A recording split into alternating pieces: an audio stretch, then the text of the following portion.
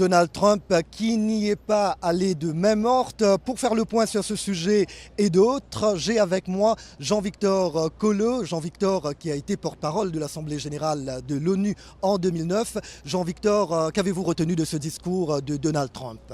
Écoutez, ayant été porte-parole de cette auguste maison en 2009, en 2008, mais aussi en 2007, je dois dire que ce discours était très important parce que c'est le discours du président du pays hôte. Il y avait aussi deux autres discours de personnalités qui s'exprimaient pour la première fois en leur qualité à l'Assemblée générale, le secrétaire général Guterres et le président Macron par exemple. Et donc c'est la question du multilatéralisme, c'est la question de la réforme des Nations Unies, mais c'est aussi la question de comment aboutir à la paix dans le monde. Je pense qu'il faut prendre en considération tous les avis. C'est cela même l'Assemblée générale, faire que tout le monde vienne participer et donne son point de vue. Justement, quant au patron de l'ONU, Antonio Guterres, alors il a invité les chefs d'État et de gouvernement à faire preuve de responsabilité pour éviter tout conflit armé. Alors quelle lecture faites-vous de sa première allocution à la tribune de l'ONU ?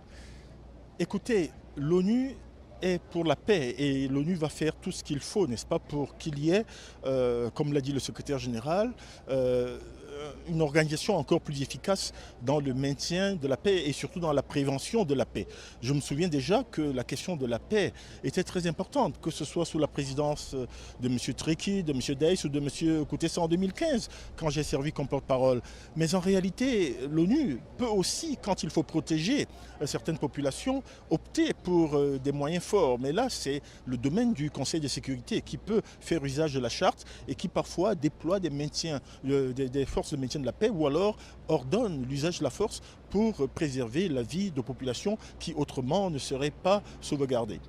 Côté africain, c'est le chef d'État guinéen, Alpha Condé, président en exercice de l'Union africaine, qui a ouvert le bal pour le continent. L'Afrique qui réclame 2 sièges permanents et 5 non permanents au Conseil de sécurité. Alors Jean-Victor, vous êtes également du bureau du conseiller spécial pour l'Afrique. Cela va-t-il devenir réalité un jour ? Il faut l'espérer. Je dois dire que c'est l'occasion ici de rappeler que la réforme de l'ONU dont nous parlons tant ne se limite pas au secrétariat ou aux organes principaux. Il y a une réforme très importante qui est discutée, qui est celle effectivement de la réforme du Conseil de sécurité, qui est l'un des organes principaux avec l'Assemblée générale et d'autres organes. À ce sujet, il faut effectivement rappeler que l'ONU a eu un consensus dans la belle ville du Swaziland qui s'appelle Ezulwini. Donc ce consensus qui sera, à mon avis, rappelé non seulement par le président Condé, mais aussi par d'autres chefs d'État, comme le président Biya, qui, je présume, tous ces chefs d'État africains vont certainement rappeler la légitimité de la position africaine, qui est celle de 2 sièges. Et donc ce consensus veut simplement dire une chose.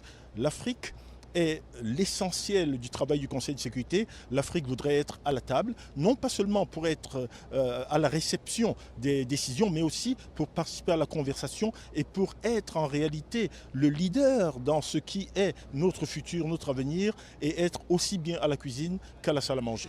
Voilà Jean-Victor, en marge de cette Assemblée générale, de multiples réunions ici se déroulent, des réunions à thème, alors comme par exemple l'esclavage moderne, le climat. Donc des réunions qui se déroulent ici même au siège de l'ONU, mais aussi dans de grands hôtels à New York.